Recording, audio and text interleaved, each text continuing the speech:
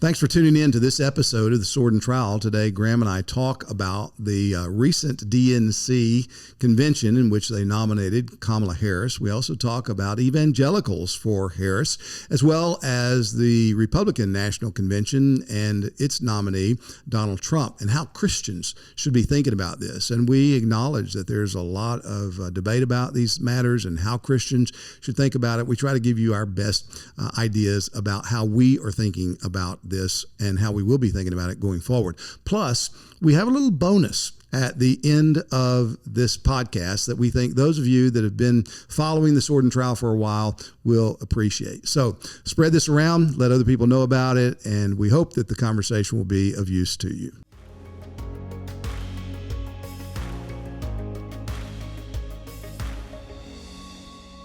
Welcome to The Sword and Trowel. The Sword and Trowel is a podcast of Founders Ministries. Founders exists for the recovery of the gospel and the reformation of local churches. I'm Tom Askell. And I'm Graham Gundon. Delighted to have you join us today as Graham and I want to have a conversation about some of the things that are going on in our culture here in the United States. We have just come off of the Democratic National Convention's annual, or I guess every 4-year convention, as they officially nominated Kamala Harris to be their candidate for the presidency. So, Graham, are you voting for Kamala Harris? I will not be voting for Kamala Harris, but that doesn't mean that I'm a sexist or a racist. No, those two statements cannot go together, so nice try. So you're not an evangelical for Kamala? I am not an evangelical for Kamala. No, I'm not. I am an evangelical, but I will never vote for Kamala unless I'm dead and they use my name. That's right. My dad never voted for a Democrat until after he died. So that's how that goes too. Yeah. So evangelicals for Harris. Wasn't that interesting to see those people come out and somewhat proudly? You know, I was shocked. Yeah, I wasn't. No, you were shocked no. Because evangelicals for Biden had already beat them to it 4 years ago. But it is disappointing to see people do this, like Dwight McKissick, who says, I think this is the right decision to make. I'm going to vote for Kamala Harris. Well, I might vote for Trump, but I'm not going to sign up to be an evangelical for Trump. Mm-hmm. I'm not going to go and promote that as like this is some kind of positive good. Yeah. So who is, as far as you know, who are the big names that are kind of behind or that have bought on or have come on board the evangelicals for Harris? Well, let's see. There was Russell French, right? Yeah. There was Dwight McKissick. There was also the chairman of the board of Gordon Conwell, I think, and someone associated with Christianity Today, I believe as well, but I can't recall all of them. Do you remember any of the other names as well? Russell Moore, David French were names there. I don't think that they were officially part of that group, though, were they? Yeah, I think that was true. Were their names on there? Mm-hmm. Well, I don't recall that. Let's see if I can find them here. I mean, one of the things looking at the website is Kamala Harris's faith story. And I read this, and she talks all about her faith without ever talking about Jesus Christ, which I remember, was it 4 years ago, I think, when she was announced as a vice president candidate, that I stated something on social media. I said, look, Kamala Harris will go to hell apart from Jesus Christ. Mm-hmm. And Dwight McKissick and some others just took me to task and got written up in some national publications and all as being a troglodyte, which I can remember back in earlier years when it wasn't offensive to Christians to say that apart from Christ, people go to hell. Mm-hmm. And yet that's what folks today take offense at. So I don't think there's any reason for us to believe at this point that Kamala Harris is a Christian. She certainly doesn't show any marks or signs of following Christ. In fact, I would argue that Kamala Harris is a barbarian, that she is trying to usher in more barbaric type of activities and normalizing them than any presidential candidate prior to this new year. Yeah, because, one could ask the question, it seems as though we have two candidates that we can vote for in this upcoming general election.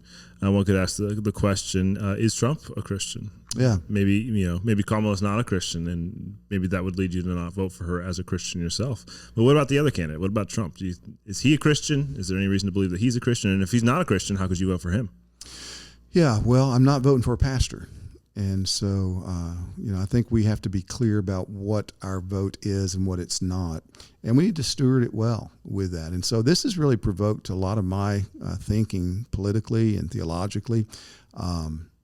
Trump is not a candidate that is going to respect unborn children's lives and recognize that they deserve to have equal protection under the law, just like everybody else does. And I think that that's an abomination before God. And so I would not regard him as, in that sense, being a friend of the unborn. However, you look at what Trump did when he was president, and he did appoint 3 Supreme Court justices that helped to pull back the covers and show just how completely ludicrous Roe v. Wade was in the arguments that caused it to be the interpretation of the law of the land. And so I'm grateful for that. I think Trump is a pragmatist. And so he's going to do what he believes is best given his value system. And the concern I have is I don't know that he's got firm principles regarding those values. Yeah. It's we're not saying that character or virtue is unimportant when it comes to civil leaders. I think it's incredibly important. The problem is that neither of our candidates have that, and so you have to vote for neither of them, which is, for some people that's the option they will take, and I wouldn't bind anybody's conscience on that.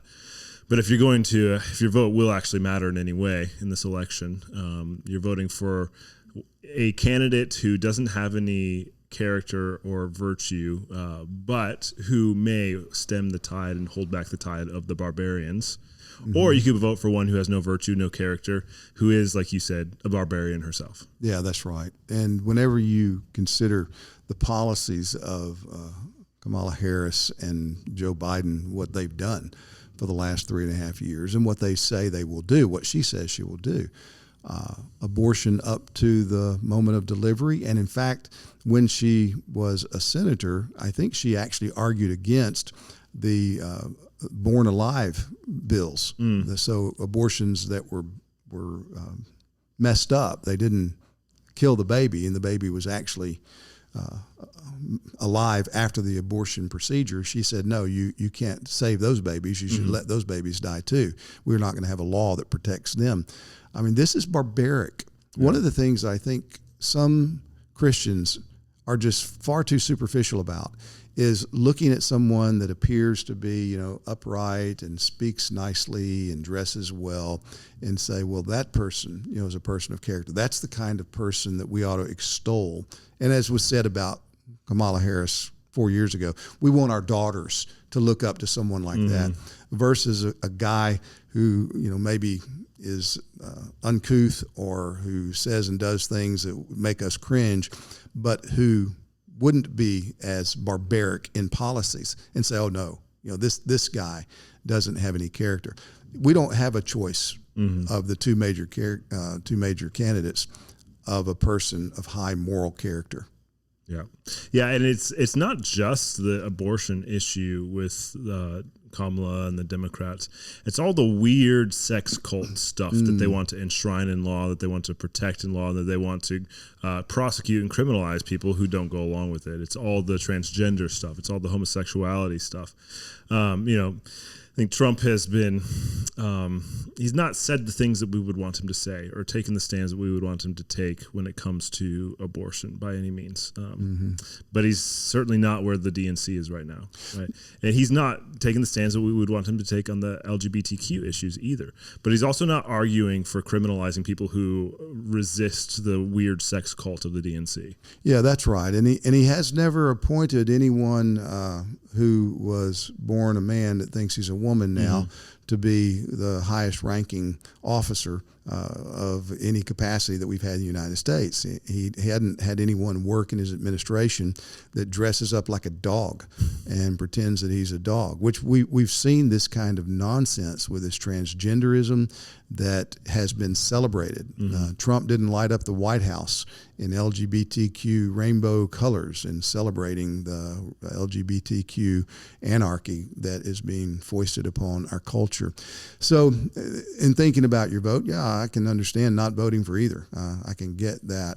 But when you got barbarians that are coming after you and they want to cannibalize your children, and you got other barbarians that say, "Hey, we're going to stop them from doing that," the prospect of saying, "Okay, I want to help the barbarians that are going to stop the cannibals, barbarians, from getting further inroads," that looks pretty appealing.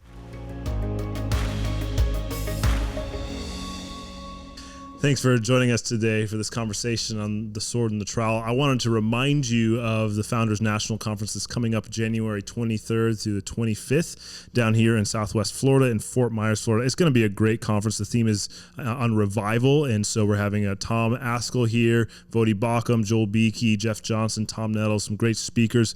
We're also going to be having a singles event at the conference, so we highly encourage you to come out for that, and also a special pastors event as well. The rates are going to be increasing here pretty soon, so make sure you get to founders.org/conference to register. Also, you can go there to register for the pre-conference that is taking place just the day before the national conference. Vodi Bakum will be there. Joe Rigney will be there, standing firm in an anxious and agitated world. It's going to be a wonderful pre-conference. Make sure you sign up for that as well.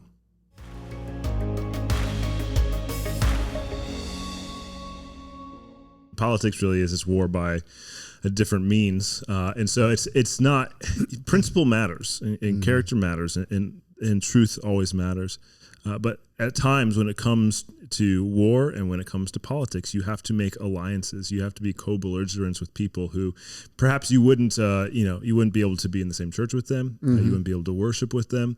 In some ways you may not feel entirely comfortable with them being a part of your community, but this person, we see eye to eye on this issue, and this person is going to have some power to be able to do something about it.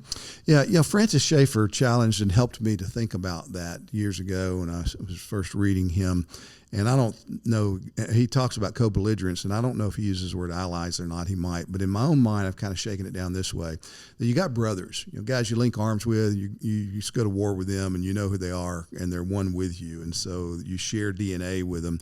And then you got allies that aren't going to be necessarily even in the same church with you, but you can go a long way with them because you basically agree on things. And then you've got co-belligerents, which are people that, okay, you're probably not going to do anything together except stand against this evil and try to defeat it. And thinking like that on the abortion issue helped me a great deal, with standing with atheists who realize that, this is a baby that needs to be protected, and Roman Catholics that I would never try to start a church with or to think that we have common understanding about the doctrines of grace and salvation, but recognizing that, okay, there are evangelicals that are allies, that we're closer together, we understand what the gospel is together, but we're going to disagree enough that we're probably not going to start a church together, but we can be allies. But then there's going to be those brothers that, thick and thin, they're with you, not just on the big battles, but on these common issues that are closer to home that maybe aren't as immediately apparent in their significance, but nevertheless, you're going to stand with.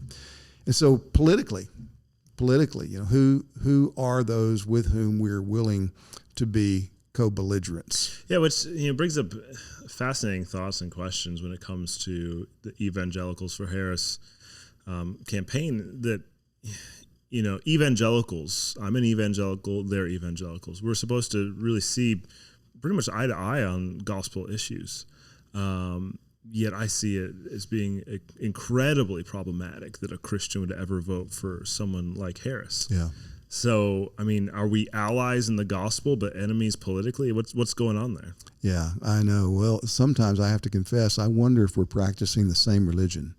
When I listen to what some of these guys say, and it grieves me. Jamar Tisby is another one that's on this list. Raymond Chang as well. He and Russell Moore and David French did the after party Sunday school curriculum for churches, which I would encourage you do not use. If you're in a church that's using it, then protest it very severely, because that's just disastrous for those three guys to try to teach you to think about politics. And I wonder, I don't know. It's an open question for me. And some of these folks that I have that question about today are people that, before I would have counted as allies. Yeah, we're on the same page.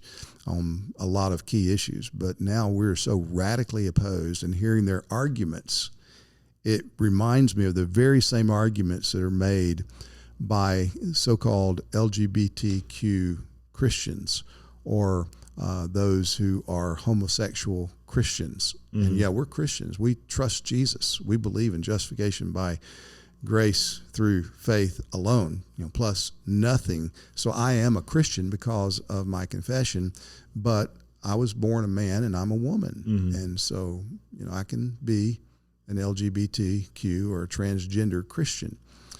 And I've gotten some clarity in my own mind on this, studying through Genesis 1 and 2, that to that kind of argument, I say, no, you can't. Mm. You cannot be reconciled to the God of grace while rebelling against the God of nature. Yeah.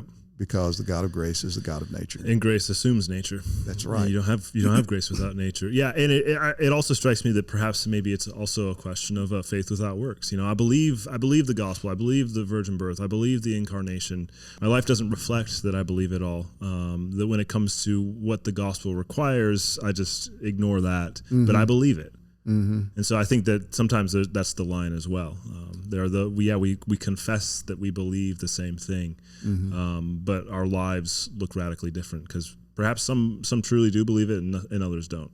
And this kind of exposes the anemia of our political theology, because mm-hmm. we haven't been forced to think as carefully as I'm being forced to think now about that. What does a work that is commensurate with faith look like in this political environment, in this moment politically, when I'm called upon to cast a vote or to sit it out intentionally? And again, I think there's room for Christians to disagree on exactly how to steward this moment. But for those who would say, I'm going to steward it by promoting the most godless, the most vile, the most destructive candidate in the history of the United States, I think, are we practicing the same religion here?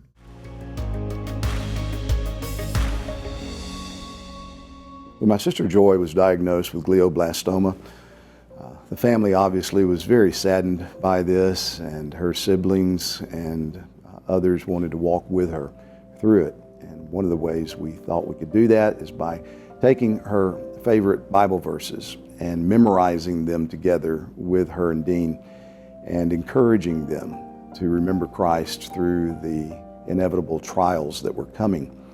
And so I took those verses and wrote little letters, meditating on those verses, just trying to do brief expositions and setting the context from the scripture, and sent those letters out to family, who also then began to send them out to others. And before long, there was a great number of folks that were reading these letters. And because of encouragements from others who knew about those letters, been able to take them and make them available now, putting them into print in this Suffering with Joy book, which I'm so happy is going to be available.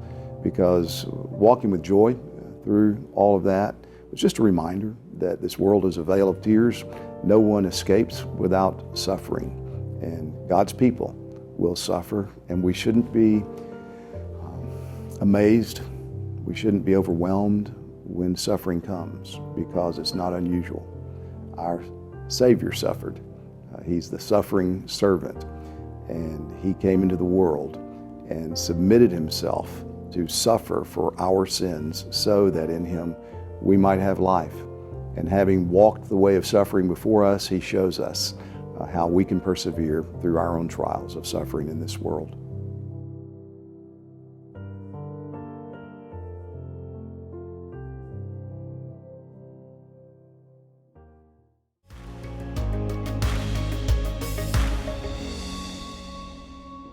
It's a strange time politically, certainly. I mean, you look at the Democrat National Convention, you look at the Republican National Convention, and as awesome as the Republican National Convention is, with Hulk Hogan tearing his shirt off and everything, you love it. But I mean, there was some godless stuff there. I mean, you got this prayer to this Sikh or Hindu god or whatever it was, and demon. So it's not like the RNC and the Republican candidates and Republican politicians are all Christian or anything like that. And they do, they did promote some wicked things. But at the same time, I mean, at the DNC, I mean, you've got temples to Molech on wheels rolling up, so that they can perform abortions there at the DNC. So men can go and get vasectomies there at the DNC, so that they can ensure that they themselves have no future, so that they have to steal your kids since they can't have any kids. Yeah. And so you got such vile practices happening at the DNC, which I do think even dwarf what happened at the RNC. You've got Catholic bishops coming out to lead the invocation and the prayer, and they hide their cross so that they're not wearing a cross, so that they can make this prayer to this vague unknown God that we all believe in, type of thing, at the DNC. So I think what we're trying to say is that it's not a question of can a Christian vote for Harris? Well, yeah, a Christian can do that. It's a possibility, certainly. It's a question of ought. Mm-hmm. Ought a Christian to vote for Kamala Harris? Ought a Christian vote for Trump? And I would feel absolutely comfortable saying no, a Christian ought not vote for Kamala Harris. Ought a Christian vote for Trump? As it stands right now, I plan on voting for Trump. And so I think it's, a person can vote for Trump with a clear conscience. And I think strategically, in my mind, that is a good move politically right now. But I don't think that a Christian must vote for Trump by any means. That's a good way to put it. And it's, if we could learn to make moral distinctions and not see everything in terms of moral equivalency. Mm-hmm. Well, this is bad, that's bad. That's not perfect, so it doesn't matter. Yeah. No, the DNC is significantly worse than the RNC. That doesn't mean that you should vote for the RNC, but you have to be willing to say that if you have any kind of moral equilibrium at all. Mm-hmm. Well, that's our 2 cents for thinking about these issues in the days in which we live. And certainly it's a call to prayer. It's a reminder that immediately after the scheduled inauguration in January, we're going to be having our national conference here in Southwest Florida at the end of January. I think it's January 23rd and following, on revival. Revive us, O Lord. And by that time, we will be desperately praying for God to come in reviving power. So join us at the 2025 annual conference. Thanks for joining us today for this conversation, and we look forward to serving you in any way that we can here at Founders. Reach out to us if you think that we can be of help to you. Also, before we go, this is the last time that Hannah will be recording the Sword and Trowel. So Hannah Ellis, what's your name? Askell Alice. Hannah used to be Askell. Hannah Ellis is the, what are you, studio engineer? What's your official title? Director of Media Communications. Is at a stage of life where she is carrying my grandchild. So, you're also pregnant. I mean, you're your first child, so that's good for you. But she and her husband, Ryan, are expecting their first child. And so she is going to be phasing out of recording the Sword and Trowel. And so, Hannah, we want you to come over here, and we want to just be able to say goodbye to you in a formal way.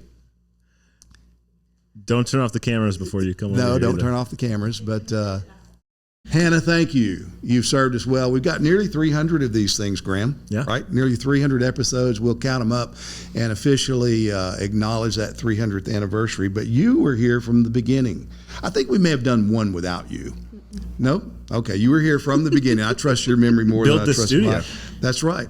Built this studio, this beautiful studio, which you can see parts of it. I don't know if we've ever shown all of it, but you've been involved in that, upgrading the equipment, keeping us in very poor earpieces so that we were not able to hear everything we wanted to hear all the time, but nevertheless kept us humble in that process. That's right. And we're able to take our conversations and make sense of them and put them out. So thank you for all that you've done. And thank you for taking care of this little bambino And you know what it is? A boy. It's a little boy and is due at the end of October, right? I think Thomas, right? Thomas is his name? Thomas Aquinas. Ellis, That's right. Thomas Aquinas Ellis. Yeah, but Hannah, thank you so much. We love you. We're so grateful for you. Thank you for joining us in this little after party of the Sword and Trowel. Thank you for joining us for this episode of The Sword and the Trowel today.